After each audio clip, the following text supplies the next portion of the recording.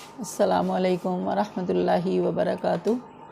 نحمد و نصلی علی رسولہ الکریم، اما بعد، فاعوذ باللہ من الشیطان الرجیم، بسم اللہ الرحمن الرحیم۔ رب اشرح لی صدری ویسر لی امری واحلل عقدۃ من لسانی یفقہوا قولی۔ رب زدنی علما، رب زدنی علما، رب زدنی علما، رب یسر ولا تعسر وتمم بالخیر۔ اللہم افتح علینا حکمتک وانشر علینا رحمتک یا ذا الجلال والاکرام۔ رب اعنی علی ذکرک و شکرک و حسن عبادتک۔ اللہم فقہنا فی الدین، یا مقلب القلوب ثبت قلبی علی دینک، یا مصرف القلوب صرف قلبی علی طاعتک۔ اللہم الہمنی رشدی واعذنی من شر نفسی۔ اللہم انی اسألک الہدی والتقی والعفاف والغنی۔ ربنا آتنا من لدنک رحمۃ وہیئ لنا من امرنا رشدا۔ اللہم انی اسألک علما نافعا وعملا متقبلا ورزقا طیبا۔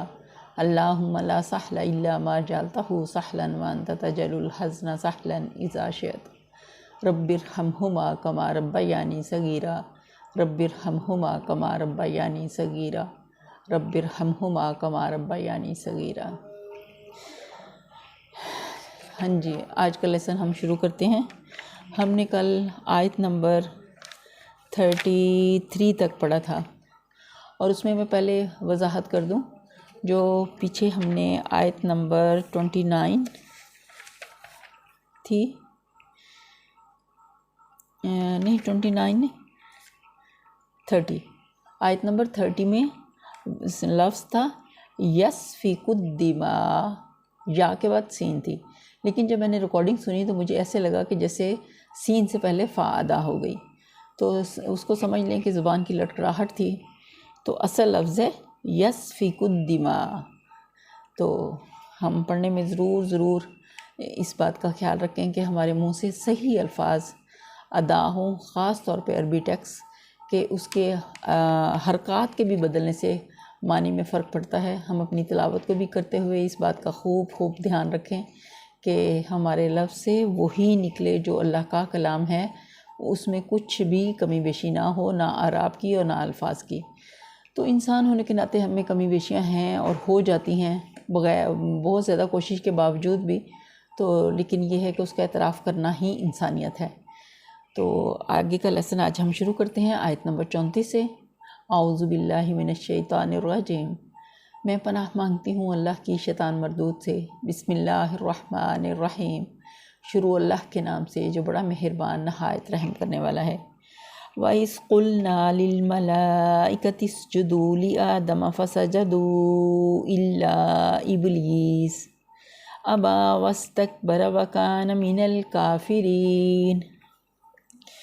جب ہم نے فرشتوں کو حکم دیا کہ آدم کے آگے جھک جاؤ تو سب جھک گئے، مگر ابلیس نے انکار کیا، وہ اپنی بڑائی کے گھمنڈ میں پڑ گیا اور نافرمانوں میں شامل ہو گیا۔ یہاں میں اس کو پچھلے لیسن سے ریلیٹ کروں گی کہ جب فرشتوں نے جب اللہ نے ان کے سامنے اس بات کو رکھا کہ میں زمین میں اپنا ایک نائب بنانے والا ہوں، تو فرشتوں نے اس کی حکمت جاننے کے لیے استفہام کے متعلق، استفہام کے لیے جیسے اس کی وضاحت چاہیے کہ اے باری تعالیٰ تو کیسے اپنے کچھ اختیارات دے کے اپنا نائب دنیا میں بھیجے گا یا زمین میں نائب کو بنائے گا کہ وہ زمین میں فساد کریں گے اگر ان کو کچھ اختیارات مل گئے۔ تو وہاں اللہ تعالیٰ نے وضاحت فرما دی کہ میں انسان کو صرف اختیارات نہیں دے رہا بلکہ ساتھ میں علم بھی دے رہا ہوں۔ تو جو علم دے رہا ہوں اس کے تقرر سے جو فساد کا جو اندیشہ تمہیں ہوا ہے وہ اس معاملے کا صرف ایک پہلو ہے، دوسرا پہلو صلاح کا ہے، اور وہ فساد کے پہلو سے زیادہ وزنی اور زیادہ بیش قیمت ہے کہ جیسے انسانیت کی فلاح و بہبود کے لیے اور اسے صحیح رستے پر رکھنے کے لیے، حق و باطل کی تمیز کے لیے اللہ تعالیٰ نے دنیا میں بہت زیادہ انبیاء بھیجے، اور ہر نبی نے اپنی امت کو ایک ہی بات کی تلقین کی کہ توحید کا اقرار کریں، اللہ کو ایک جانیں، اللہ کو ایک مانیں، اللہ کے ساتھ کسی کو شریک نہ ٹھہرائیں۔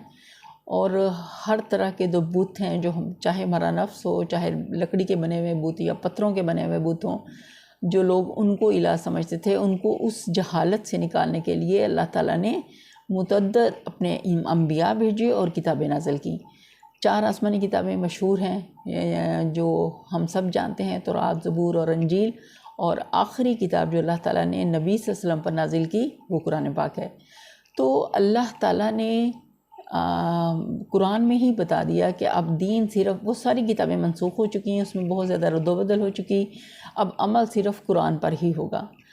تو یہاں اللہ تعالیٰ جب فرشتوں کو اللہ نے حکم دیا کہ آدم کے آگے جھک جاؤ، تو حکم، غور کرنے والی بات تھی کہ حکم کس کا تھا؟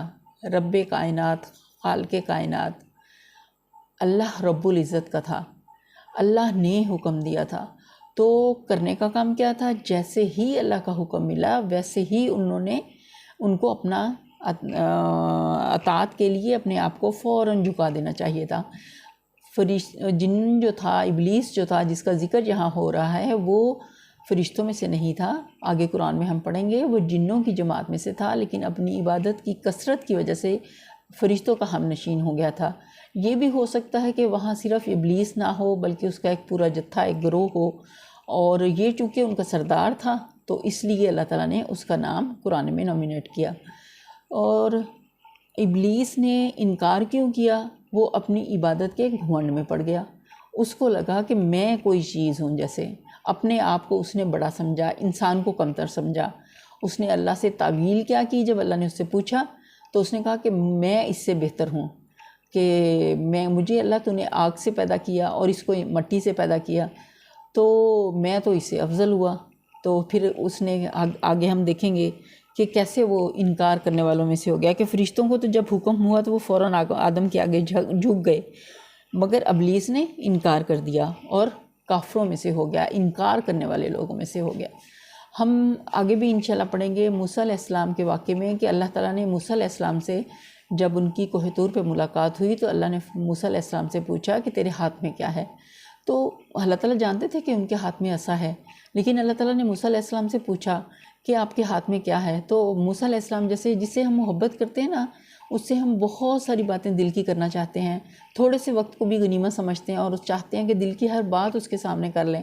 تو بالکل اسی طرح موسیٰ علیہ السلام اس کے فائدے گنوانے لگ گئے کہ میں اس سے ٹیک لگاتا ہوں، اس سے بکریوں کے لیے پتے جھاڑتا ہوں، اس سے یہ کام کرتا ہوں۔ اللہ تعالیٰ سن کے کیا کہتے ہیں؟ اس کو پھینک دو۔ وہ اپنے فائدے گنوا رہے ہیں لیکن اللہ کہہ رہے ہیں اس کو پھینک دو۔ تو موسیٰ علیہ السلام نے فوراً اللہ کا حکم مانا اور فوراً اس عصا کو، جو ان کی کارآمد ترین چیز تھی، اس کو فوراً سے پھینک دیا اللہ کے حکم سے۔ پھر وہ یہ کہ اژدہا بن گیا ان کی آنکھوں کے سامنے۔ تو اللہ تعالیٰ نے کیا کہا کہ اس کو پکڑ لو۔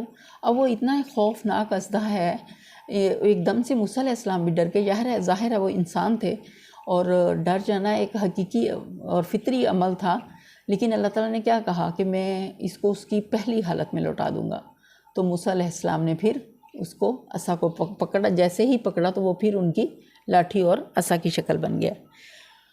تو ہمیں بھی جب بھی کوئی کام کرنا ہے تو ہمیں اگر پتہ یہ چل جائے کہ یہ اللہ کی بات ہے تو ہمیں فوراً اس کے لیے اپنے آپ کو جھکا دینا ہے، اپنے نفس کے خلاف جا کے، اپنے نفس کی نہیں ماننی، اپنی عادات کو نہیں دیکھنا، اپنے رسم و رواج کو نہیں دیکھنا، اپنے شوق کو نہیں دیکھنا۔ ہماری خواہش نفس سے ہی شیطان ہمیں بہکاتا ہے اور ہمیں سیدھے راستے سے ہٹا دیتا ہے۔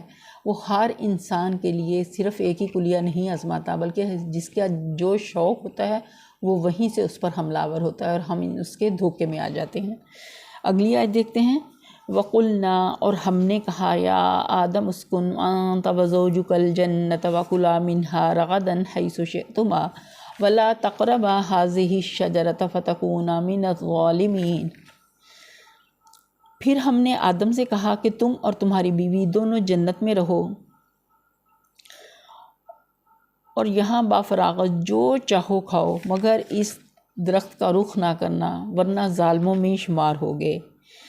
یہاں اللہ تعالیٰ کیا بتا رہے ہیں کہ آدم علیہ السلام کو اللہ تعالیٰ نے کیا کہا؟ اللہ تعالیٰ نے آزمائش کے لیے ان کو جنت میں بھیجا کہ کون میرے حکم کا پر کتنا کاربند ہوتا ہے۔ یہ ان کی آزمائش تھی، ان کو جنت کے لیے نہیں اللہ نے پیدا کیا تھا، ان کو زمین پر ہی اتارنا تھا، زمین پر ہی ان کو اللہ نے اپنا نائب بنایا تھا۔ تو صرف ان کی آزمائش کے لیے اللہ نے ان کو کچھ ٹائم کے لیے جنت میں رکھا، اور پھر کیا کہا کہ تم جہاں سے تمہارا جو دل چاہے کھاؤ پیو۔ مطلب روکا کس چیز سے؟ صرف ایک ایسی چیز سے اب وہ اللہ جانتا ہے کہ وہ کوئی پھل تھا، کوئی درخت تھا، کچھ بھی تھا، مگر وہاں سمجھنے کی بات کیا ہے کہ اللہ کا حکم تھا۔ اللہ نے یہ نہیں کہا کہ اس کو کھانا نہیں، اللہ نے کہا اس کے قریب بھی نہیں جانا۔ اس سے ہمیں کیا پتہ چلتا ہے کہ جو برائی ہے اس کے اگر ہم قریب گئے نا تو کتنا مطلب اندیشے کی بات ہے کہ ہم اس برائی میں ملوث نہ ہو جائیں۔ تو ہمیں اس برائی سے پہلے ہی اپنے آپ کو وارن کر لینا ہے اور ہمیں اس سے اپنے آپ کو دور رکھنا ہے تاکہ ہم اس برائی میں نہ پڑیں۔ اللہ تعالیٰ نے فرشتوں کو یہ بات بھی بتا دی کہ میں انسان جس کو کچھ اختیارات کے ساتھ دنیا میں بھیج رہا ہوں تو وہ ان کو نیکی اور شر دونوں راستے اللہ ان کے سامنے ظاہر کر دیں گے اپنے انبیاء کے ذریعے۔ تو اللہ نے فرشتوں کو بھی یہ چیز بتا دی کہ اگر انسان جو بھی کام کرنا چاہے اپنی مرضی سے، جس میں میری بھی مشیت ہو، جیسے اللہ کی اس میں مشیت ہو، اللہ کا اذن ہو کہ وہ یہ کام کرے، وہ کام کیوں کرے؟ اللہ اذن یا مشیت اپنی کیوں دے رہے ہیں؟ آزمائش کے لیے، امتحان کے لیے، کہ جب امتحان ہی نہیں ہوگا تو پھر جنت میں جانے کا تو سوال ہی پیدا نہیں ہوتا۔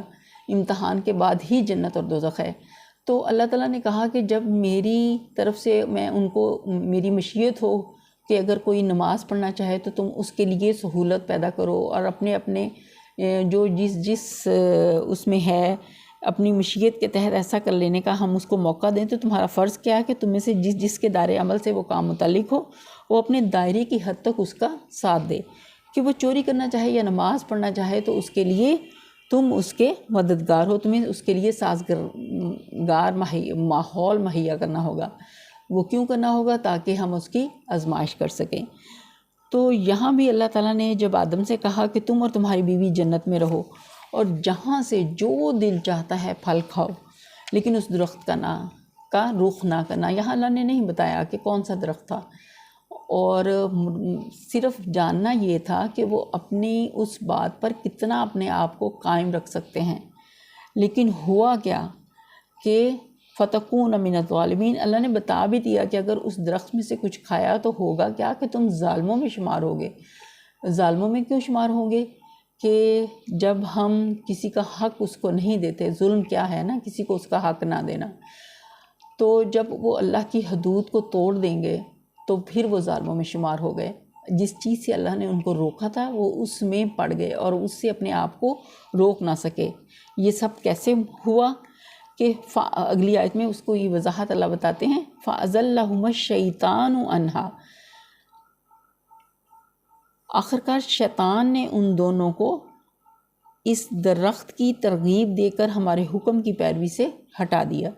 فَأَزَلَّهُمَا الشَّيْطَانُ عَنْهَا فَأَخْرَجَهُمَا مِمَّا كَانَا فِيهِ وَقُلْنَا اهْبِطُوا بَعْضُكُمْ لِبَعْضٍ عَدُوٌّ وَلَكُمْ فِي الْأَرْضِ مُسْتَقَرٌّ وَمَتَاعٌ إِلَىٰ حِینٍ۔ آخرکار شیطان نے ان دونوں کو اس درخت کی ترغیب دے کر ہمارے حکم کی پیروی سے ہٹا دیا اور انہیں اس حالت سے نکلوا کر چھوڑا جس میں وہ تھے۔ ہم نے حکم دیا اب تم سب یہاں سے اتر جاؤ، تم ایک دوسرے کے دشمن ہو اور تمہیں ایک خاص وقت تک زمین میں ٹھہرنا اور وہیں گزر بسر کرنا ہے۔ جب ان سے غلطی ہو گئی آدم علیہ السلام سے تو پھر اللہ تعالیٰ نے ان کو بتایا کہ اب نیکسٹ کیا ہوگا، کہ تم دونوں کو اللہ تعالیٰ نے زمین میں اتار دیا اور بتا دیا کہ تم دونوں ایک دوسرے کے دشمن ہو، کہ شیطان ہمارا ازلی دشمن ہے، اللہ نے صاف بتا دیا، اور وہ ہمیں جیسے خود جہنم کا ایندھن بننے والا ہے۔ اس نے اللہ کی نافرمانیاں کی جس کی وجہ سے اللہ نے اس کو اسی وقت میں بتا دیا کہ اس کا آخرت میں انجام کیا ہونے والا ہے، کہ اللہ نے انسان کو سجدے کا حکم دیا تو انسان اللہ کی رحمت کے ساتھ، اللہ کی توفیق کے ساتھ 5 وقت میں اللہ کے سامنے سربسجود ہوتے ہیں۔ نماز مومن کی معراج ہے، نماز میں ہم 5 دفعہ اللہ سے ملاقات کرتے ہیں۔ دنیا میں کوئی کتنا بھی بڑا ہو، ہماری اپروچ اس تک نہیں ہوتی، ہمیں بہت سارے وسیلے اور ہیلے کرنے پڑتے ہیں اس تک پہنچنے کے لیے، لوگوں کی سفارشیں ڈھونڈنی پڑتی ہیں اس تک اپروچ کرنے کے لیے، لیکن اللہ کی ذات جو خالق کائنات ہے، دیکھیں وہ ہم سب اللہ کی کتنے ایزی اپروچ میں ہیں۔ ہمارے لیے اللہ کتنی ایزی اپروچ میں ہے کہ ہم 5 وقت میں، صرف نمازوں کے اوقات میں نہیں بلکہ رات کی گھڑیوں میں بھی جب ہماری آنکھ کھلے اگر ہم اس وقت میں بھی اللہ کو پکاریں تو وہ سن رہا ہوتا ہے، اسے نہ اونگ آتی ہے نہ نیند آتی ہے۔ تو اس بات کو ہمیں سمجھ لینا ہے اچھے سے، اور شیطان کو اللہ نے دشمن کہا تو اسے اپنا دشمن ہی سمجھنا ہے کہ وہ ہمیں جنت کے راستے سے ہٹانا چاہتا ہے۔ اللہ نے اس کو کوئی زور زبردستی شیطان ہم پر نہیں کر سکتا، نہ اللہ نے اس کو ایسا کوئی تسلط دیا ہے۔ اللہ نے صاف بتا دیا تھا جو میرے مخلص بنتے ہیں ان پر تیرا زور نہیں چلے گا، کہ وہ اپنی طاقت یا اپنی بات کس سے منوا سکتا ہے؟ جو اپنے نفس کے بندے ہیں، وہ اس کے لیے آسان تر نوالا ہیں، وہ ان کو جب چاہے بہکا سکتا ہے۔ لیکن نبی صلی اللہ علیہ وسلم کی اگر ہم اپنی سنتوں کو، نبی صلی اللہ علیہ وسلم کی سنتوں کو خود پر لاگو رکھیں اور ان پر کاربند ہو جائیں، تو شیطان کا کہتا ہے کہ وہ انسان میرے لیے بہت سخت ہے، میں اس کو بہکانے میں کامیاب نہیں ہو سکتا، لیکن جو اپنے نفس کا بندہ ہے وہ تو سمجھو میرا ہی بندہ ہے۔ تو ہمیں اللہ سے دعا کرنی ہے کہ اللہ تو ہمیں نفس کی غلامی سے اپنی غلامی میں لے لے، اس کی ہم صرف اور صرف تیری بندگی کرنے والے ہوں، تیری نبی کی اطاعت کرنے والے ہوں، تجھ کو اپنا رب اور اپنا خدا ماننے والے ہوں۔ اے باری تعالیٰ تو ہم سے راضی ہو جا اور ہمیں ہمارے لیے صراط مستقیم پر چلنا آسان کر دے، اور قرآن کو ہمارے عملوں میں ڈھال دے۔ یہیں پر ہم اپنا لیسن کلوز کرتے ہیں، انشاءاللہ کل باقی کنٹینیو کریں گے۔ سبحانک اللہم و بحمدک، نشہد ان لا الہ الا انت، نستغفرک ونتوب الیک۔ سبحان ربک رب العزت عما یصفون، وسلام علی المرسلین، والحمد للہ رب العالمین، آمین ثم آمین۔ السلام علیکم ورحمۃ اللہ وبرکاتہ۔